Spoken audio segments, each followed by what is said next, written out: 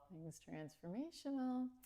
And I've got a Lego buddy with me today to help me make a point about how we're going to do our practice today. Today we're going to focus on a pose called Paschimottanasana, which is also known as pose to the east and or seated forward fold with the legs extended forward. And actually it's quite a difficult pose to do in a healthy way. So what I wanted to show you with this Lego figurine that I kind of stole from my son's Lego collection is that when a Lego figurine does a forward fold, you can see, I know the legs are like disproportionately short, but you can see that the torso from the tail to the skull moves in one piece. So if this was the forward fold, she is just, able to stay long in her Lego spine. But my point here is that she's not rounding her back at all. And she keeps integration from the tail to the head. Okay, obviously, we're thankfully much more fluid than this, but I would love you to keep in mind the concept of rolling the pelvis over the legs, or if we're laying on our back, moving the legs inside the hip socket so that the legs and the torso are kind of moving somewhat separately from each other as we do our practice today, okay? So what you're gonna need for today's practice props-wise, we are gonna need 2 to 3 blankets. If you have a block, and if you can find a strap, please, and hopefully something long. And it could be a bathrobe, belt, or something like that, or a long dog leash, whatever you've got is fine. So we're going to start out at the beginning in Tadasana, because Tadasana is in every pose, and the curves of the spine in Tadasana are really important for what we're exploring today. And they're just kind of important anyway. So you'll start Tadasana today with your feet on a thinly folded blanket, just across the ball of your foot, so that essentially just the toes are lifted. Arms to your side, palms facing forward. And with the toes slightly lifted like that, can you feel how it causes the quadriceps on the front of your thighs to slightly engage? So that with that slight contraction, you feel the quadricep muscles moving towards the bone and probably somewhat lifting the kneecap up in the direction of the hips. Okay? And so you can step off of the blanket, but maintain that little bit of tone in the front of the thighs. You can raise your toes to kind of find your plumb line and then let the toes relax down. If you'd like to close the eyes, you can, and just listen to the instructions so that you can actually really come into the somatic experience of the pose and how you're playing with your body in space. So the legs are, I'm going to call hip width apart, and we're going to orient hip width to the bones that kind of protrude in the front of the body, the ASIS of the pelvis. You're going to drop that ASIS bone down to the center of the foot, and that's going to be your hip width, not the outer hips, that's flesh, tissue, muscle, but these bones, that's going to be your hip width apart. And from there, please feel your body rooting down through the feet, across the ball of the foot and through the heel, with a little bit more weight on the heel, maybe. And then coming up through the legs, through the knees to the hips, with a little bit of engagement in the back of the arms. You can feel the shoulder blades slightly, we won't even say drawing together, we'll say they're just parked nicely beside each other. And then play with nodding the head a little bit. And as you have your shoulder blades slightly drawn together like that, you might feel a little bit of a lift of your chest bone and a widening of the collarbone. So when you nod the head, I'd like you to please nod the head in a way that draws the back of the skull up and slides the chin ever so slightly down towards your lifted chest bone. We're not dramatizing this lift of the chest bone. We're just recognizing a little lift is there. And then just ever so slightly feeling how those two parts of the body are attracted to each other, with the back of the skull lifting, relaxing the jaw, the eyes, the ears. And now feel, and if you need to take your hand to the back of your head, you can. Feel how, you know, right? The back of your head is rounded like a ball. That's convex. Slide your hand down to the back of your neck. That's hollowed out, hopefully. Concave, right? The upper back, which may be hard for you to touch, but the upper back has a slight rounding. And in some people, when that rounding goes out of control, a little too much, it's called kyphosis.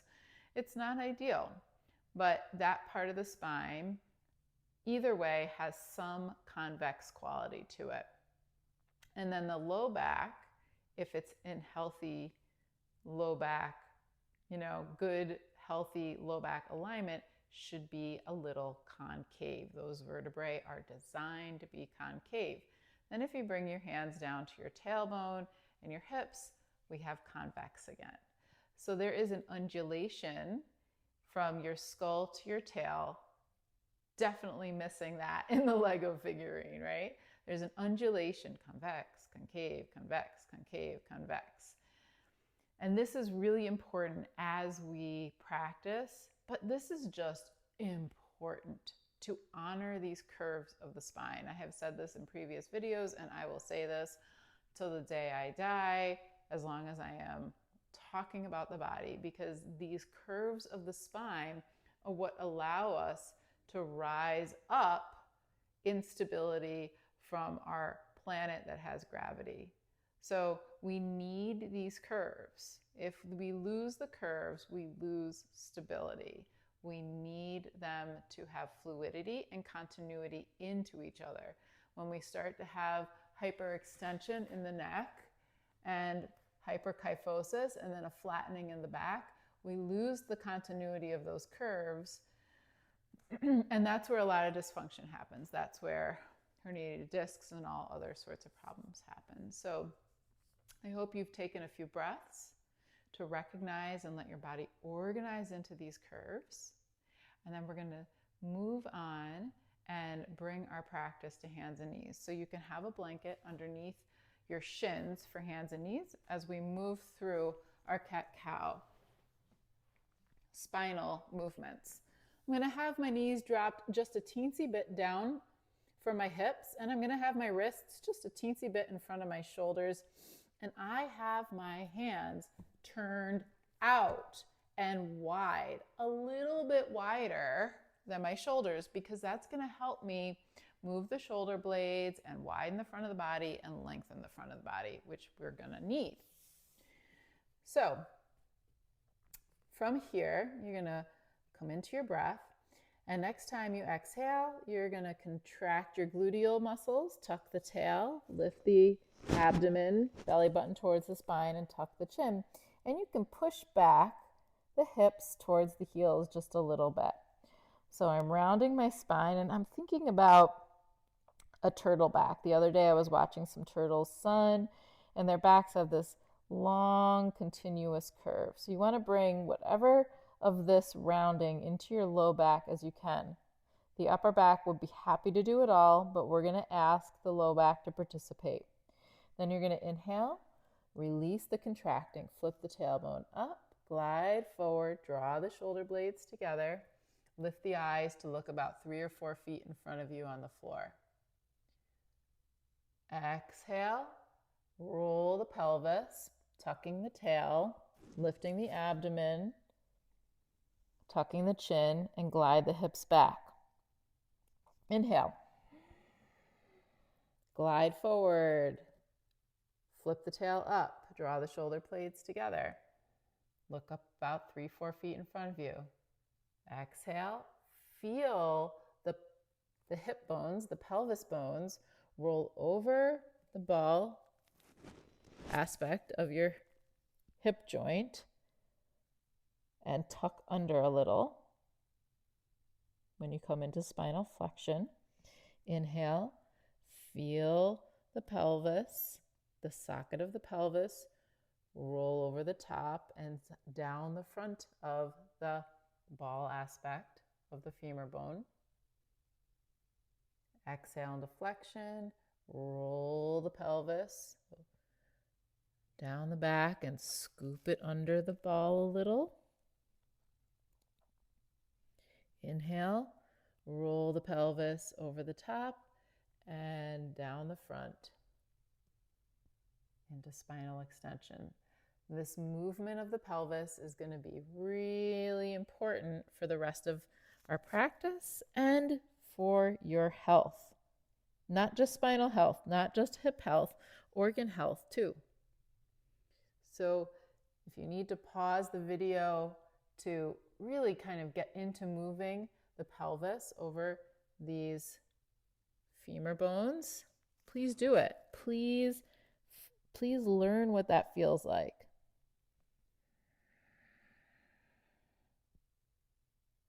And we're going to end in extension with the eyes up. And then you're going to exhale, come into some flexion, set the hips back into a child's pose, allowing the knees to be as far apart as you wish them to be. You can rest your head on your hands if you wish. And if child's pose doesn't work because your knees or hips or ankles, you can roll onto your back and hug the knees into your chest. Just a couple breaths, breathing into the back there, and feel, please, here how the tip of the tailbone is kind of tucking down and your spine is rounding. Think about that turtle's back. Your spine is rounding in a continuous curve here, I hope. And then we're going to exhale and come on up. And we're going to come to our backs and open up the back of the legs in Supta Baddha Gustasana, which is my favorite pose to stretch the hamstrings because it's very safe for the sacroiliac joints and for the lumbar vertebrae discs. So if you want to have something under your head, by all means, you could take that blanket, just fold it underneath the head. Oh, and did I say, look, I'm at a wall today. So the practice we're doing would be optimized if you have a wall to use. And in fact, because I've got the wall to use, I'm going to spin my head around and I'm going to use the wall for my foot. So what we're going to do is we're going to take the strap. I've got a blanket for my head. That's a choice you can make if you have some hyperextension in the neck or just like a little padding. I'm going to bring the sole of the right leg, the leg I'm going to keep down, that's going to go to the wall. And I'm going to bring the strap to the left foot with, I like the strap just in front of the heel lately. That's where I've been placing it. And so you want, or let me encourage you, let's say, for you to have enough strap so that your raised left leg can fully straighten, so you have no bend in the front of the knee in either leg. You have a little space underneath your low back, and you're able to press the ball of your left foot away from your hip. You also have the leg at an angle that enables you to have a mild stretch in the back of the left thigh in the hamstrings, because that's what we're doing. We're opening the hamstrings. Remember the Lego figurine? Remember how the leg moves in the socket? That's what we're doing here. We're moving the leg in the socket. So from your tailbone to your head, nothing changes. And I hope that you can maintain the curve of your low back. So that low back curve stays lifted off of the floor, okay? And so with your leg at an angle that enables you to have a mild stretch in the back of the leg, you're going to press your right foot into the wall, especially the big toe, and you can peek up and look at your right toes, see that they're pointed up towards the ceiling. Press them into the wall, root through that foot, press the ball of the left foot up, and then you're going to move the left hip away from your left armpit. And if this doesn't make sense to your brain, you're like, what? I don't understand. Don't worry about it. But if you can connect with that instruction, move that left hip away from the left armpit a little bit, or the left sit bone towards the right foot is another way of saying it. We're going to take a breath or two here. I'm contracting the quadriceps in the front of both legs, just like when we were standing in Tadasana. So the quadriceps are engaged for sure. And after a few breaths, as long as you wish, you can always come out before I say, you're going to let that leg down. You might take a breath between sides, and then we'll go up with the right leg.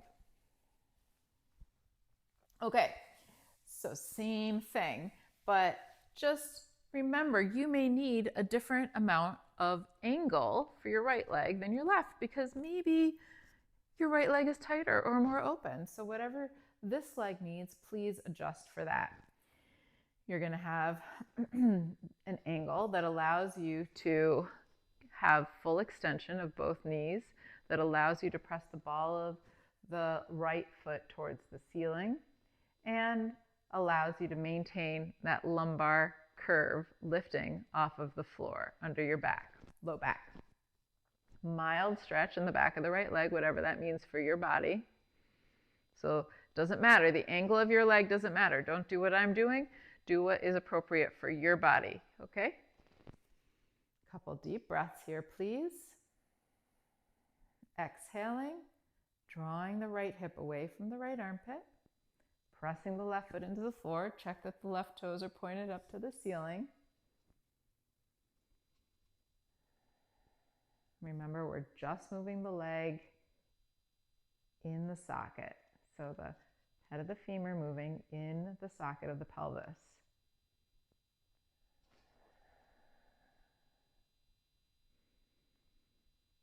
And when you feel like you've done it evenly on both sides, you can come out, release down, and you might push slightly away from the wall, let the feet roll out, and just absorb the sensation that you created for a couple breaths.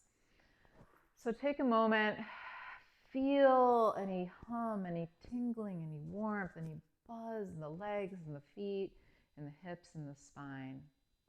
And then if you want to rock the hips at all or do anything that your body feels intuitively called to, I'd like you to please take a breath or two to do that. And when you're ready, you're going to roll to your side and come up. And please don't rush, okay? Take your time, pause the video, and go slow. So now we're going to move our practice over to the wall, and I'm going to show you how we're going to fold the blankets for this seat. So when I sit, if I want to maintain those Tadasana curves, I need to form some kind of seat that has a little bit of a slope. So I've got these blankets folded here, and I'll bring them a little closer so that you can see how I've this is going to be the back edge, and this is going to be the front edge. And my sit bones are going to be on this front edge, and I have a little lift of the back of my hips. This is going to put my hips in an anterior tilt. That's going to help me to maintain my spinal curves and that lumbar curve. So as I do this pose, I am doing it in a healthy, integrated way. And so you can fold your blankets to make a bit of a slant like this. And if you don't have, all the blankets, maybe some firm pillows, play around with what you can come up with. And then if you do have a third blanket or a towel, remember, beach towels are great for this. If you do have that nearby, and we're going to use also the strap and also the block. So we're going to use everything. So we're going to come to sitting on this support. You're going to move your glute flesh out of the way so the sit bones widen, and you should be sitting, remember, on the front edge of that blanket and on the front edge of your sit bones. The legs are going to extend, and already I'm starting to feel my quadriceps are engaging. And look at my posture is pretty good. I'm not bowing back. If you're bowing back like this, a couple things need to happen. You may need to sit up higher. You may need to spread the flesh of your hips out a little bit. But there's a good chance you're going to need to sit up higher because maybe you're just too tight in the hamstrings for this, okay? So you need to discern that. Mirrors help if you need to use a mirror, if you need to record yourself, if you can't tell if you're sitting like this. We want to be honoring those initial Tadasana curves of the spine. Convex, concave, convex, concave, convex in the hip. And then we're going to take the blanket, place it between the legs so that you can kind of squeeze the blanket with the legs, and that's going to help you keep the legs engaged and also help you to keep them from rolling in.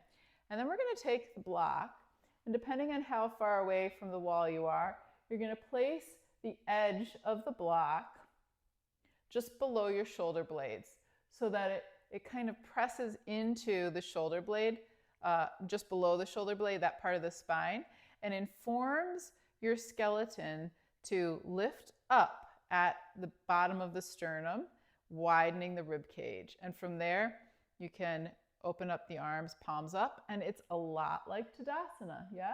It should feel pretty open in the front, even if you're using some core engagement. And we're going to inhale, scoop the arms up. You can have the hands as wide as you need to have so that you get kind of the ability to frame the ears with the upper arms. So maybe that means taking the arms wider. Elbows in extension. Look at my hands are alive, plugging them in. Feet are alive. Every part of my body is engaging, but I'm not holding extra tension. So where you're holding tension you don't need, exhale, release. Inner mouth, eyes, jaw, back of the skull perhaps. And then release the arms down. And if you want, you can soften the legs for a second, bend the knees a little bit. You can windshield wiper the knees for, a moment. Do whatever you need to do for your comfort for a moment. And we're going to move on. And how we're going to move on is now we're going to take the block behind the head. So same experiment. But where you place the block is going to inform the posture here. So we're going to find the placement of the block kind of at the bottom of the skull. That's going to push the skull up. So when I push down with my hips, even the fingertips a little bit, and I press the block and my head together so that it causes the back top of my head to lift, all of a sudden I create a lot of lightness in my spine. So find that, kind of play around with where the block is. Find that relationship between how the heels reach out, how the feet reach out, how the fingertips root down, and how you create a root between the skull and the wall with the block. And then release. You can take the block out. You can just move the hips, move the legs. You can just kind of curl over your legs for a second. Take a few breaths. Whatever feels good to your body for a moment here. And then we're going to move on to Paschimottanasana with the strap. So I'm going to take the strap to my feet, which are still engaged and in action. And the feet are being kept a little bit apart from each other by this blanket between my legs. And now look at my spine. I still have this lumbar curve, right? You can see that I still have a lumbar curve and I still have a lot of lift through the top of the head. So now, if I'm a Lego figurine, this is about as far as the Lego figurine can go, right? But you can see how I've kept that length from the top of the skull to the tail. And what I'm going to do here is I'm going to bring my awareness to the sit bones. Do you know where the sit bones are? They're those pokey bones that are, what you're feeling heaviest into what you're sitting on. So I'm going to start to bring them away from my heels. They're not going far. Lower your expectations, okay? They don't go very far. So the sit bones move back a little bit. Use your imagination if you don't even know how to connect with that part of your body. And that's going to start to rotate the pelvis a little bit more over the thigh bone. So look at, is my spine rounding? No. Am I hunching over? No. I'm moving the sit bones back, and that's tipping my pelvis. And so that's how I'm going to do it. Maybe you don't go anywhere. Maybe this is your whole pose. That's okay. Let it be like this if this is your whole pose, okay? The idea is not to get towards your feet. The idea is to create integrity with how we use our pelvis, our hips, our spine, to create strength and stability where we need it, and to have mindfulness about how our body is interacting with itself and in space, so that we can move forward in life with that awareness, making the decision about what to do with the body, when and how safely. So those sit bones are moving back, you're breathing, and maybe you're on a little more of a flexible side, and you can start to feel the sternum reach forward to the space, in the middle of the feet, kind of above the feet a little bit. I'm going to draw back on the straps so the shoulder blades draw together, pressing the feet into the straps to give me something to resist against, keeping the breath going. And if you're very flexible, maybe you go a little further, than I do. Don't be limited by my limitations. But try to keep this integrated with the pelvis. One more breath, and then exhale and just soften the efforting in the back. Keep the legs engaged, but allow the chin to release. Allow the back to somewhat round. Look, I'm not overly rounding it. I'm not pressing it back. I'm just allowing the effort to release from the back for a couple breaths. Breathing into the back. And then for flexible folks, you can take the blanket out if you can guard the space on your own. If you are flexible, take a deep breath. You can reach the arms overhead. So this is Dandasana staff pose. And then start that tipping, moving the sit bones back, bringing the hands to the toes. You can grab the toes, press out with the balls of the feet, back with the shoulder blades, and start to move into the fold a little more proper. If the belly comes to the thighs, if you're that level of flexibility, you can allow the spine to start to round, always with a forward trajectory of the sternum first. So it might inhale, exhale, come a little further down. Inhale, lift, reach out, exhale, come a little further forward. But I'm not forcing anything here. And I'm certainly not going to make my upper back do it all. I'm going to keep it integrating through the pelvis, sit bones moving back.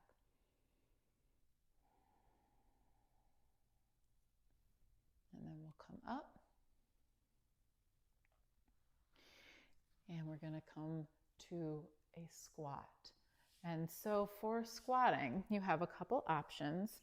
If you're able to squat flat-footed, which I can't quite, see my heels are lifted, then you're good. You don't need anything.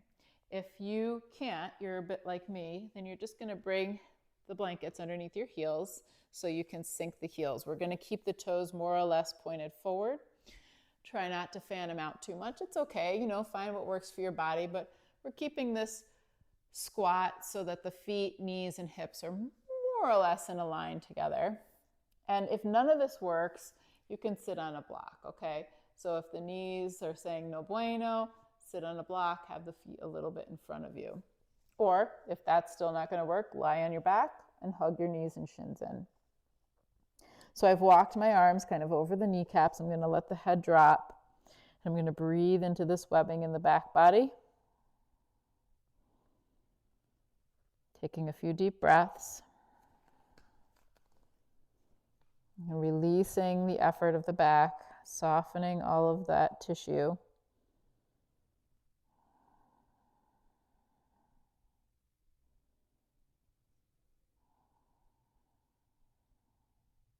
And then coming out, we're going to take one blanket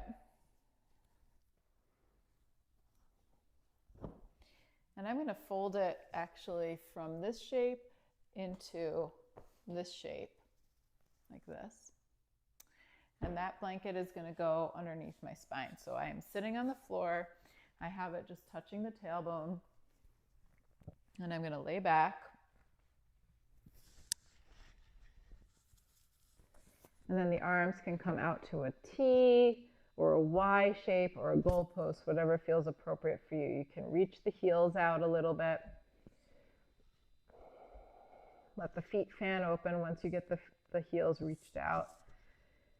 So this is a supported back bend. So now we're passively allowing the back to release in the same position we were actively asking it to work.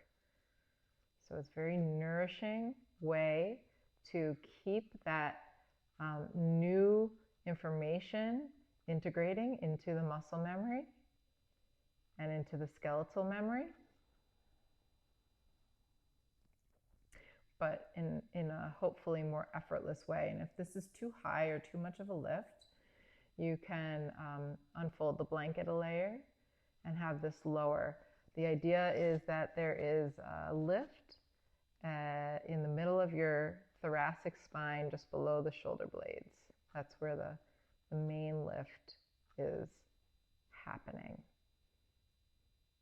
And deep breaths, exhale, soften the skeleton, including the eyes, jaw, and throat.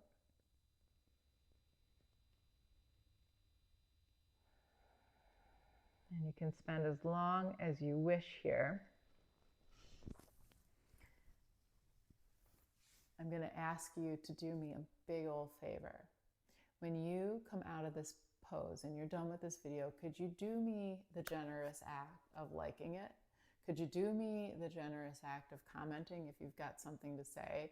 Could you share it with someone who you think could benefit from learning about how to, honor their spine and open up the hamstrings in a safe way?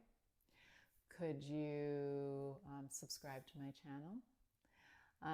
And if you want to follow me on Instagram or anything else, I'll have those links in the show notes. Thank you so much for watching. I really appreciate your presence. Namaste.